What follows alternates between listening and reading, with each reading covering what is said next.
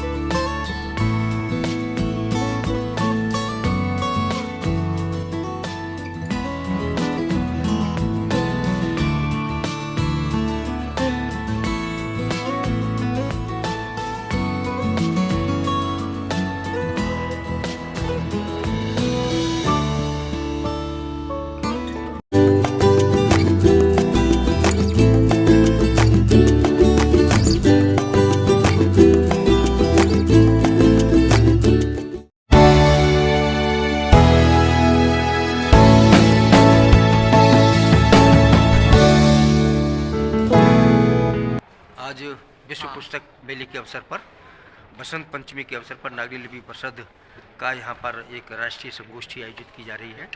उसका विषय रखा गया है राष्ट्रीय एकता में नागरी लिपि, और इसमें पूर्व कुलपति और नागरी लिपि परिषद के अध्यक्ष डॉक्टर प्रेमचंद पतंजलि जी अध्यक्षता करेंगे।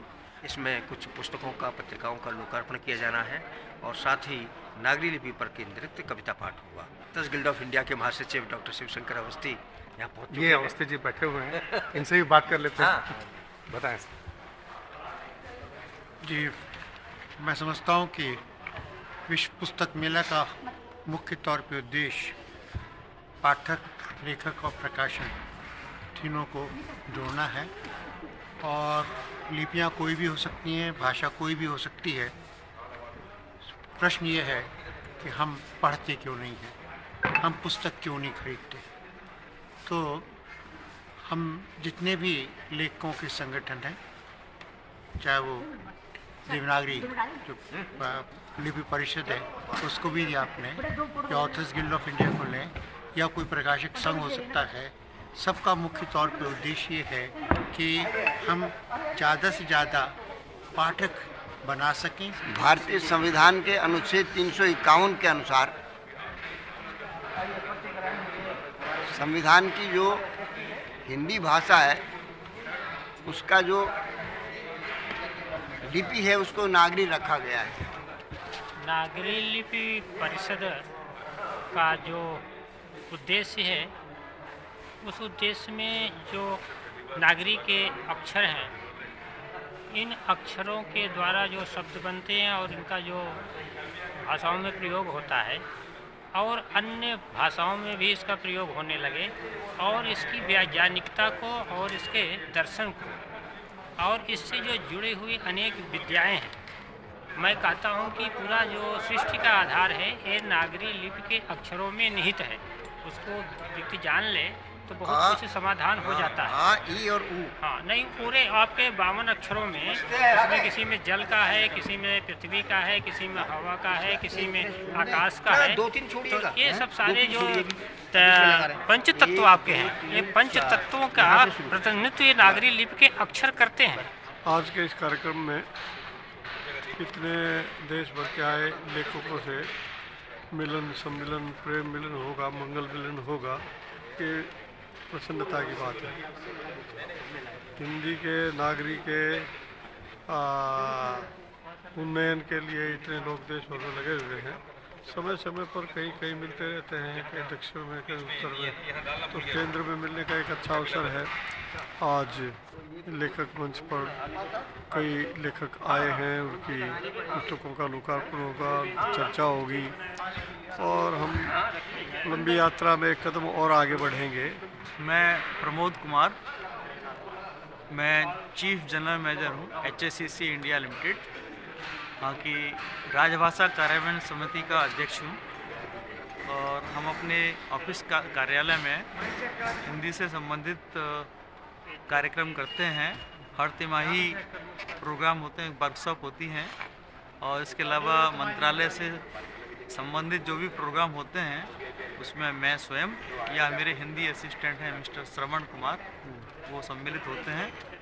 मानव सभ्यता के अक्षर विज्ञान की आधार देवनागरी है। मानव सभ्यता के अक्षर विज्ञान की आधार देवनागरी है।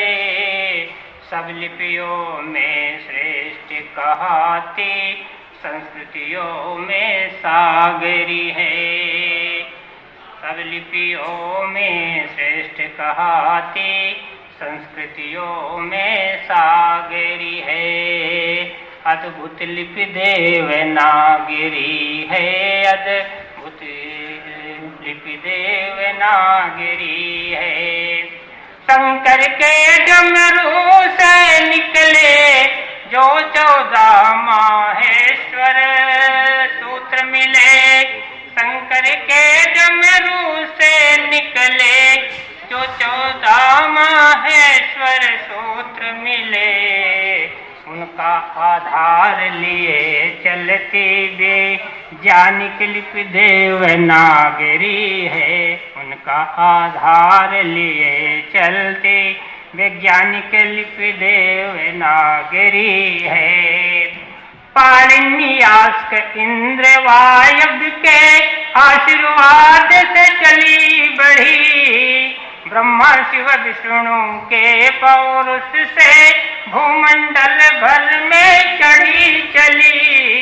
वेद स्वरों की लिपि जिसकी, वेद स्वरों की लिपि जिसकी, जाने की धारा देवनागरी है। अद्भुत लिपि देवनागरी है, अद्भुत लिपि देवनागरी है। आप संपादक मंडल से संपादक हैं आप? जल्दी से आएगा रे पत्र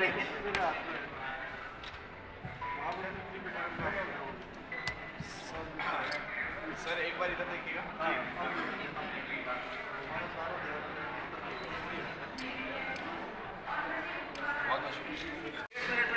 ये पुस्तक टीम कोई विचार करके हमारी एक इतिहासकारों की टीम है, सरदार भगवान सिंह जी गोली पटियाला से इसमें जुड़े हुए विशेष रूप से, और मैं हिंदी में गुरबाणी और सिख इतिहास को लिखता हूँ। उसका कारण यह है कि देश में, पूरे विश्व में सबसे ज्यादा बोली लिखी पढ़ी समझने जाने वाली भाषा हिंदी है, और हिंदी में सिख इतिहास और गुरबाणी घर घर पहुंचे, ऐसा हमारी टीम का मनोरथ है। कर्नाटक में लंबानी कहते हैं और तेलंगाना, आंध्र में लंबाड़ा, सुगाली, इस तरह अलग अलग नाम है। एक लोक कथा जो प्रचलित है रामायण पर, बंजारा समाज में लोक साहित्य से संबंधित है।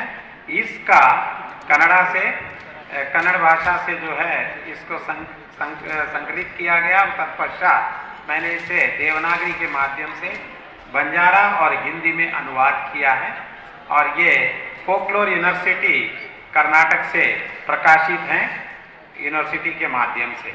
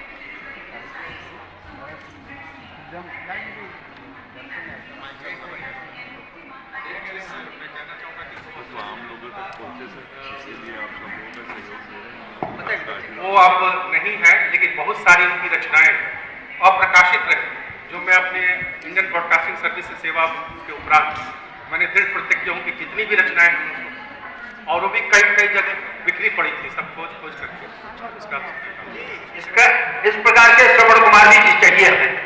आता है कि हिंदी के कई ग्रुप बने होते हैं व्हाट्सएप पर, उसमें भी रोमन लिपि में मैसेज आते हैं। हमारा जो टेक्स्ट है, जो हमारा पाठ है, जो हमारा संदेश है, वो हिंदी भाषा में होता है, परंतु लिपि रोमन होती है। तो कृपया हम इसे जरूर बदलें।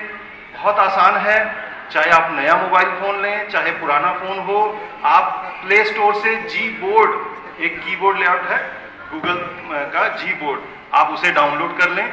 उसमें हिंदी में टाइपिंग के आपको अनेक विकल्प मिलते हैं। आप उसमें सीधे हिंदी में टाइप कर सकते हैं, फोनेटिक भी कर सकते हैं, यानी कि रोमन से हिंदी में कर सकते हैं। आप उसे उंगली की नोक से भी लिख सकते हैं और सबसे बढ़िया आप बोलकर टाइप कर सकते हैं। डॉक्टर आर रमेश आर्य, निदेशक राजभाषा संस्कृति मंत्रालय, भारत सरकार से निवेदन करता हूँ 3 मिनट में अपनी बात रखें कि भारत सरकार में नागरी लिपि का प्रचलन कैसा है।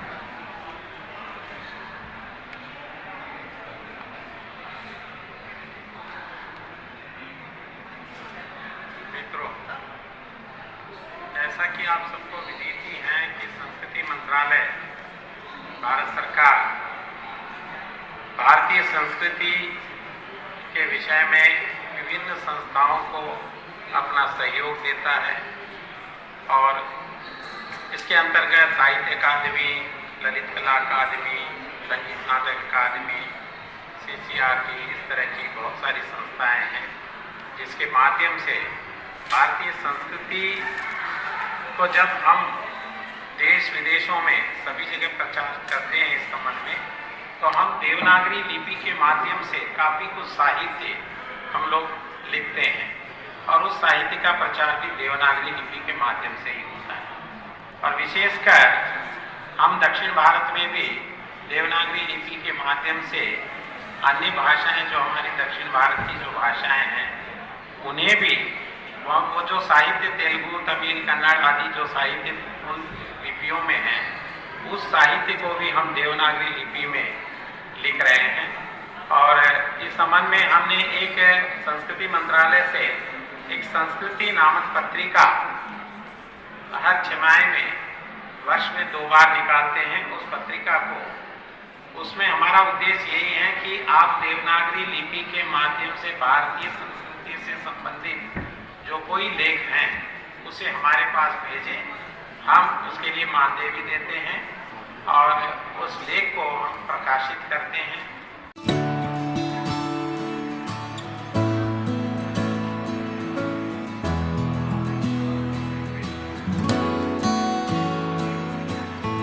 संगम अथवा ब्राह्मणी लिपि से स्वीकार किया जाता है।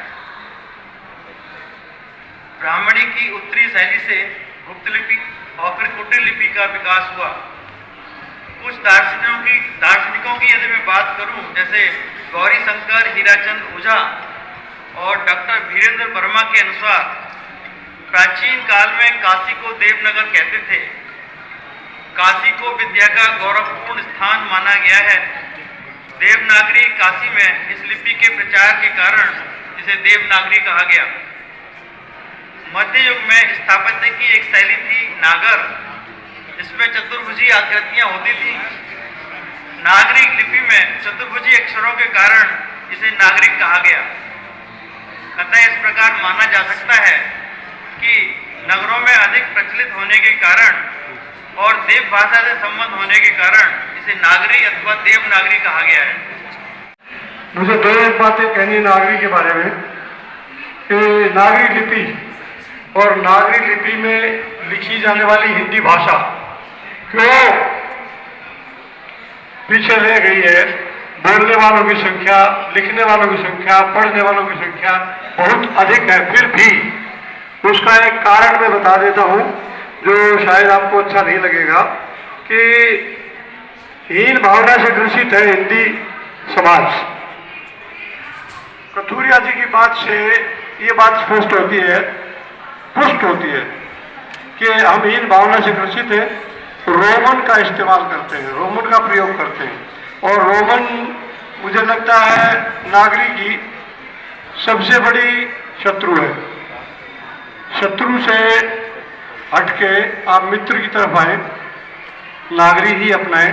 इसका बंधन इसका मान बहुपरिकल्पित अभिनव अल्पित उच्चारण ध्वनि को संकल्पित बहुपरिकल्पित अभिनव अल्पित उच्चारण ध्वनि को संकल्पित सोच विनोवा भाषा सेवा गांधी जी का श्रेष्ठ विधान जयति नागरी लिपि जय गान गुण वैज्ञानिक अनुसंधानिक तकनीकी में श्रेष्ठ प्रमाणिक अद्भुत चिंतन अविरल मंथन देवनागरी अमीय समान जयति नागरी लिपि जय गान। जन में हिंदी की ऊर्जा का संचार जरूरी है। हिंदी संवर्धन को हिंदी का प्रचार जरूरी है। हिंदी ही वह भाषा है जिसने लोगों को एक किया। बड़ी देश में आगे हिंदी काम ये कार्य ने किया। अब इसके नवमोचन को थोड़ा सा प्यार जरूरी है। जन जन में हिंदी की ऊर्जा का संचार जरूरी है। देश प्रेम की धारा में हिंदी ने बढ़कर भाग लिया। इनकलाब का दौर चला और आज़ादी का भाग लिया। आज़ादी के हम सफरों का नित आभार जरूरी है। जन जन में हिंदी की ऊर्जा का संचार जरूरी है। देश का गुरूर है, गुणों से भरपूर है। हिंदी देशवासियों की जान है, कहना ये बेकार है। इससे कितना प्यार है, इसमें ही बसे हमारे प्राण हैं। बेड़ियों को तोड़कर हम सभी को जोड़कर एकता की ये मसाल बन गई। हमें किया आजाद है, दी हमें बुनियाद है, ये हमारी एक ढाल बन गई। क्यों नहीं अपनाए हम, भूल कैसे जाएं हम पे इसने जो किया एहसान है। देश का गुरूर है, गुणों से भरपूर है। हिंदी देशवासियों की जान है।